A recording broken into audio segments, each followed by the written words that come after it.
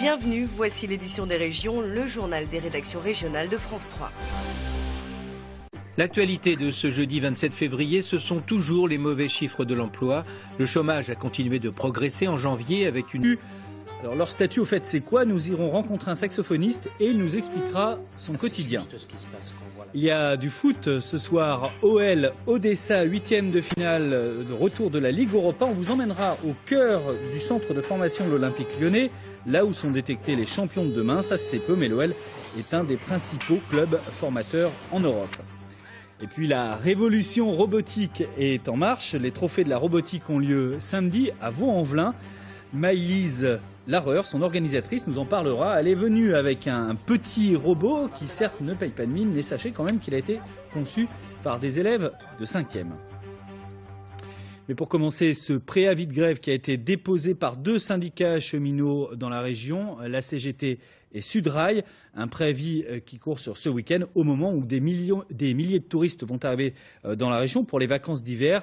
Est-ce qu'il faut s'attendre à une grosse pagaille ou bien l'impact sera-t-il limité? On va retrouver Noémie Dahan à la gare de la Part-Dieu à Lyon. Ce week-end n'a pas été choisi au hasard puisqu'en cette fin de semaine, les 3 zones des vacanciers vont se croiser, notamment ici à la gare de la Part-Dieu de Lyon. Le mouvement concerne les conditions de travail. Il a été déposé par 2 syndicats, la CGT et Sudrail. Il concerne les conditions de travail. Il pourrait débuter demain à 17 h pour s'achever lundi à 8 h. Jeudi devrait, car pour le moment, la direction refuse de communiquer sur le sujet. Mais si le mouvement est maintenu, cela occasionnera une grosse pagaille. 50 000 voyageurs sont attendus ce week-end dans les gares de l'Arc alpin.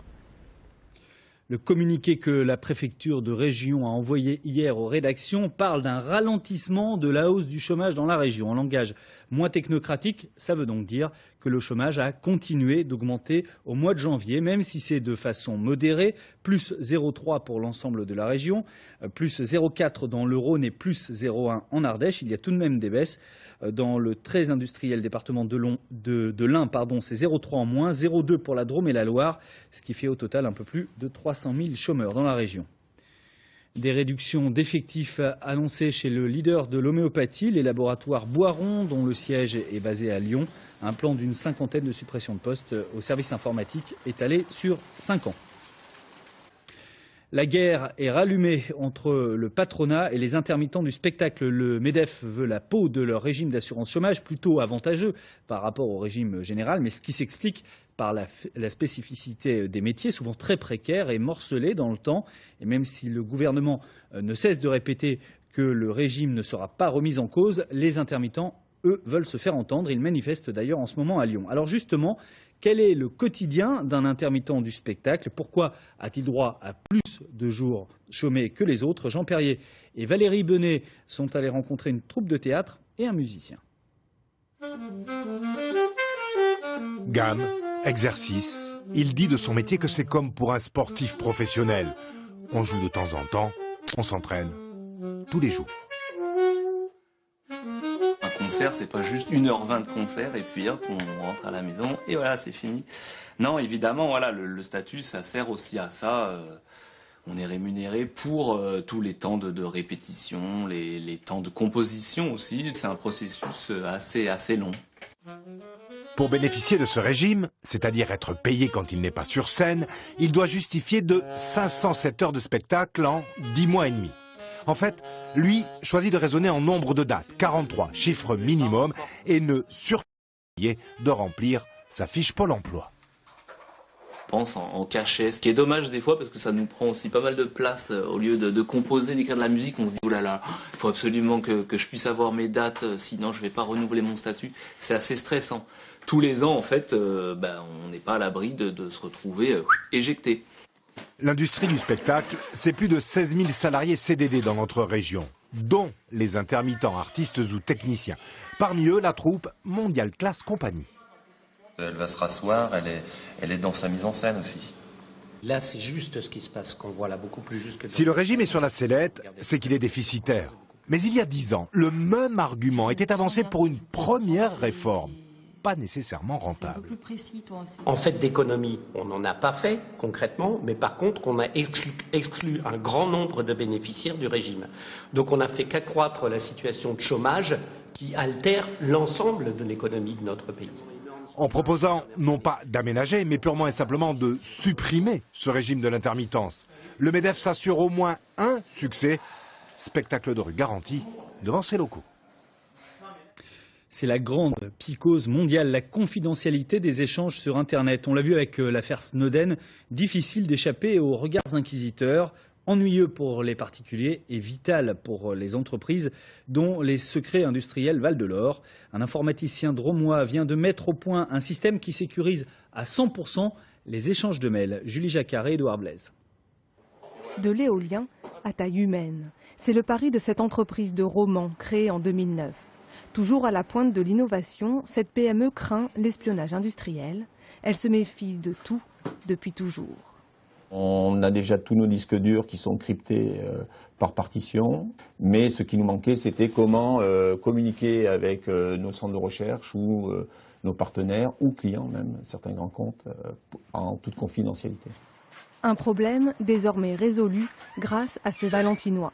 Kamel Swala a créé une messagerie sécurisée. Il lui a fallu plus de 6 ans pour mettre au point ce système d'envoi de mails en toute confidentialité.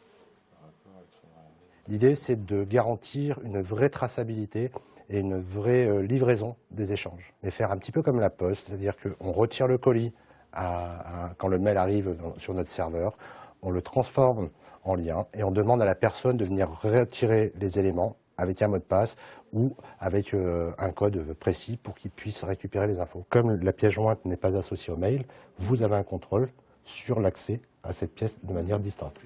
Alexandra Nallet a été séduite par ce nouveau procédé.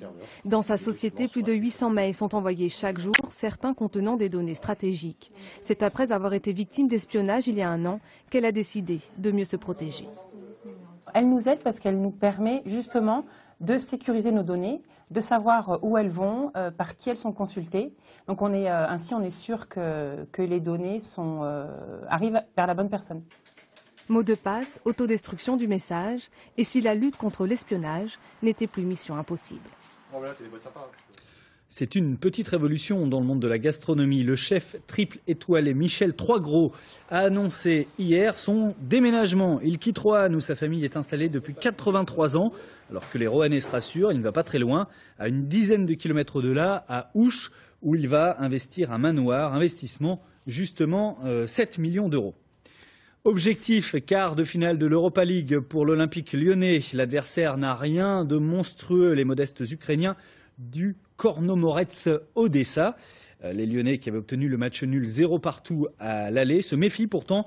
Ils ont souvent du mal à passer ces matchs à élimination directe. En tout cas, il y aura ce soir sur le terrain beaucoup de joueurs qui sont issus du centre de formation de l'OL. C'est un des principaux clubs formateurs en Europe, l'Olympique lyonnais, une pépinière de champions. Les jeunes sont repérés très tôt et leur prise en charge ensuite ne laisse plus rien au hasard. Au cœur du centre de formation de l'Olympique lyonnais, c'est un reportage de Jean-Paul Savard et de Aude Henry. Un mercredi après-midi à la plaine des Jeux de Gerland. Ces enfants n'ont que 11 ans, mais ils appliquent déjà les consignes et jouent comme des grands et même comme des grands de demain. La philosophie, c'est d'imaginer le football, comment sera le football dans 10 ans. C'est un football qui sera fait beaucoup d'anticipation, de vitesse, d'intelligence de jeu. Donc il faut les former à décider très vite, donc les former un peu comme des entraîneurs qui prennent des décisions par eux-mêmes sur le terrain et collectivement en plus. Là, j'essaye de le faire reculer, je le serre pour qu'il joue de l'arrière. Comme un entraîneur. Les joueurs de CFA effectuent eux-mêmes le montage vidéo de leurs prestations en match pour les analyser, mais sous l'œil du patron. Stéphane Roche, directeur du centre de formation, a effectué toutes ses classes à l'OL.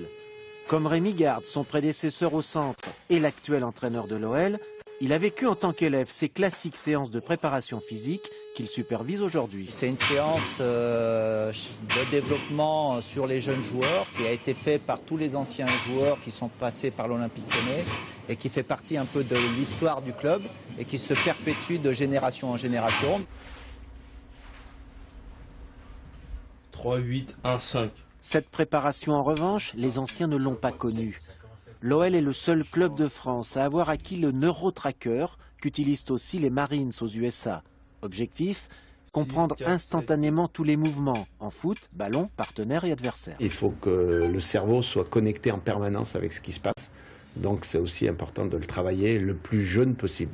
Parce qu'on s'aperçoit des déficits de concentration importants chez des joueurs qui sont des éléments rédhibitoires au haut niveau. À la cantine, les apprentis footballeurs, pas plus d'ailleurs que les pros, n'ont droit au ketchup ni aux frites, sauf le dimanche pour les internes. C'est une petite entorse au règlement sévère que les 28 pensionnaires, normalement tous futurs bacheliers, respectent apparemment sans trop de difficultés. Je suis venu ici pour bosser. Je ne suis pas venu ici pour rigoler. Je suis venu ici pour bosser. Mais tu rigoles un peu quand même. Ouais, ça c'est normal après. Ici, la chambre est individuelle avec sanitaire privé et vue sur le terrain d'entraînement des pros. Ça fait toujours quelque chose de les voir s'entraîner parce que souvent, moi je les voyais à la télé. Donc quand on les voit en vrai, c'est comme vers un petit rêve qui se réalise. La plupart de ces apprentis footballeurs ont déjà été ou seront internationaux dans leur catégorie d'âge. Tous ne deviendront pas professionnels. Mais dans la salle des trophées du centre, une image fait rêver. Dans cette promotion de poussins autour de Karim Benzema, tous ont fait carrière. Notre invité aujourd'hui, c'est Mélise Larreur. Bonjour. Bonjour. Amis des robots, puisque vous organisez ce samedi à Vaux-en-Velin les trophées de la robotique. De quoi s'agit-il ? Alors les trophées de robotique, c'est une compétition qui est proposée aux jeunes à partir de 8 ans jusqu'à 18 ans et qui propose à ces jeunes de concevoir des robots qui devront effectuer différentes actions selon un règlement. À partir de 8 ans, on peut faire un robot quand on n'a que 8 ans ? À partir de 8 ans, effectivement. Voilà, donc, les robots, on a différents niveaux, bien sûr, puisqu'entre 8 ans et 18 ans, ce n'est pas les mêmes robots qui sont conçus, mais à partir de 8 ans, on peut commencer à faire de la robotique. Alors d'ailleurs, vous avez amené un petit compagnon avec vous, il s'appelle comment ? Alors, il s'appelle Vaux-Robot. C'est un robot qui a été conçu par des élèves de 5e du collège Pierre Valdo à Vaux-en-Velin. Allez-y, hein, si vous voulez le faire fonctionner, parce que là, il ne bouge pas trop, mais alors, il peut, voilà, s'il veut. Il peut aller se balader. Ah, il a perdu un élément, mais c'est pas grave. Il peut se balader. Il a un bras qui peut amener des éléments dans une benne, qui peut revenir, et la benne qui ira ensuite déposer des éléments sur l'aire de jeu. Vous pouvez le faire rouler. Donc ça, c'est vraiment des gamins qui ont conçu ce petit robot. C'est des élèves de 5e. Ah oui, il patine un petit peu sur votre plateau parce que voilà, il n'est pas conçu oui, on a un nouveau sol. Ouais, ce n'est pas tout terrain. Faites attention qu'il ne tombe pas quand même, on ne va pas le casser. C'est encadré évidemment par des professeurs. C'est vraiment une discipline d'avenir qu'on trouve de plus en plus dans les collèges, justement. Alors effectivement, là c'est un enseignant de technologie qui encadre les élèves, mais il y a aussi des groupes qui participent dans le cadre des loisirs, des jeunes qui sont passionnés, qui viennent à des clubs pour pratiquer la robotique. Et effectivement, il y a beaucoup de jeunes qui se passionnent pour ça et qui envisagent peut-être des études dans ce domaine. L'entrepreneur Bruno Bonnel, que vous connaissez certainement, qui est lyonnais, est persuadé, lui, que la robolution, ce qu'il appelle la robolution, est en marche. Il pense même que ce sera une révolution du même niveau que celle qu'on a connue avec l'informatique. Vous le pensez aussi ? Effectivement, c'est un des secteurs qui touche à énormément de domaines de la vie courante. Donc on voit des robots un peu partout. Et c'est pour ça que nous, on essaye d'insuffler cette passion aussi aux jeunes, parce qu'il y a beaucoup de débouchés dans ce secteur. Voilà. Alors c'est vrai que quand on pense aux robots, on pense tout de suite aux films de science-fiction, aux robots de Metropolis ou à R2D2 dans la guerre des étoiles, mais en fait les robots sont déjà parmi nous, souvent d'ailleurs c'est pour des choses très pratiques. Hein. Oui, tout à fait. Alors les enfants, effectivement, et même les adultes ont souvent l'imaginaire d'un robot humanoïde, mais les robots sont partout dans l'industrie, dans énormément de domaines. Mais ils sont tellement partout qu'ils sont même sur le plateau de France 3. On a des mouvements de caméra qui sont avec un petit robot. Il n'y a personne derrière. Je ne sais pas si on peut le voir. Là, vous voyez le mouvement que vous avez à l'image. C'est ce petit robot. Hop, regardez, il va passer dans le champ de la caméra. Voilà. Et il va pas très vite, mais bon, c'est pas fait pour non plus. Voilà, vous voyez, c'est ce robot qui nous filme pendant le journal de France 3. On verra des compétitions, c'est souvent assez amusant, ce qu'on peut voir, ces trophées de la robotique. Voilà, alors les trophées de robotique, ils sont organisés là, à Vaux-en-Velin depuis 12 ans par Planète Science Rhône-Alpes et par la ville de Vaux-en-Velin qui accueille et qui co-organise l'événement avec nous.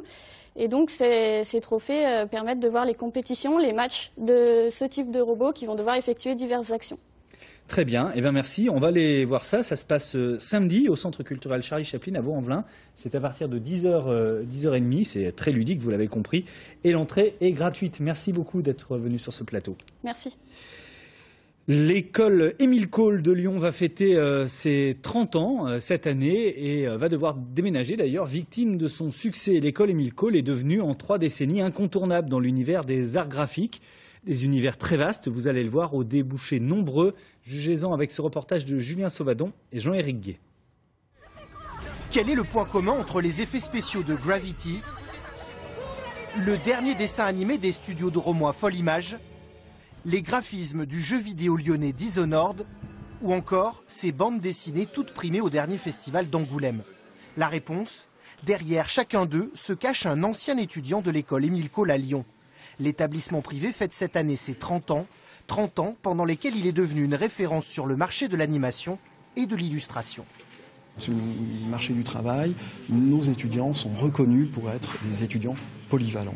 Un illustrateur a fait du dessin animé. Un graphiste qui fait de la 3D en jeu vidéo a fait de la bande dessinée. Et ça a une énorme importance. Le problème, c'est qu'aujourd'hui, les locaux sont un peu trop étroits pour permettre aux 450 élèves de l'école de s'épanouir, tant que leur formation a un certain coût, entre 6 et 8 000 € par an. Au niveau informatique, déjà, au niveau des salles, vu qu'on est beaucoup plus de classes, parfois on est obligé de faire des roulements pour avoir accès à un poste et c'est un peu problématique. Du coup, pour ses 30 ans, l'école Émile Cole s'offre un déménagement. Sa rentrée 2015, elle la fera dans des bâtiments flambant neufs situés sur l'ancienne friche RVI, avenue La Cassagne. 7000 m² de cours, 3 fois plus d'espace que rue Paul-Bert, à partager avec l'école des arts muralistes d'Oulin. On choisit de déménager parce qu'aujourd'hui, on a effectivement une forte demande de formation. Les marchés du dessin animé, du jeu vidéo sont en pleine évolution. Et donc, face à cette demande, eh bien, on est amené à se développer. Et il y a aussi effectivement d'autres écoles qui s'ouvrent. La concurrence est là. Et donc, on se doit de bouger, on se doit d'évoluer. Avec ce déménagement, l'école espère aussi passer de 450 à 600 élèves. 30 ans, l'âge où l'on commence surtout à se façonner une nouvelle stature. Toute l'actualité de la région est à retrouver sur le site de France 3 Rhône-Alpes. À la une, un débat municipal très attendu, c'est celui de Valence, une des villes les plus disputées lors des prochaines élections. C'est donc dans la voie est libre et c'est samedi en direct à 11h30 sur France 3. À suivre dans ce 12-13 la météo, le week-end ne devrait pas être trop mauvais. Et puis Samuel Etienne sera là dans moins de 10 minutes dans son journal La colère des intermittents du spectacle. Et puis un super tracteur high-tech dans les champs de Picardie. Prochain rendez-vous avec l'info de Rhône-Alpes le 19 en compagnie de Sylvie Bosquiero. D'ici là, passez une très belle après-midi. On se retrouve demain à midi précise.